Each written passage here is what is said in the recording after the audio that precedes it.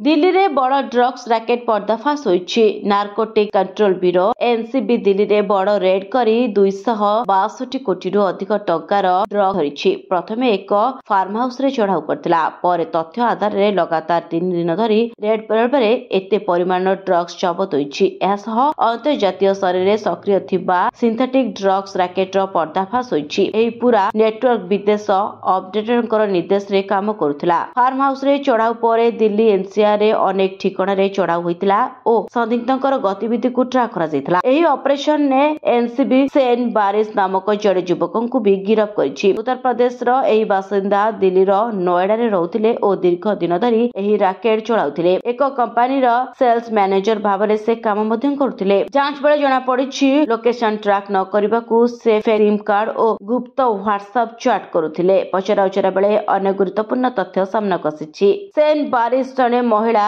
Ester commissioner नाँ भी नहीं। संपृक्त महिला संपर्क में भी विशेष तथ्य से देछि। ब्यूरो रिपोर्ट न्यूज दुनिया।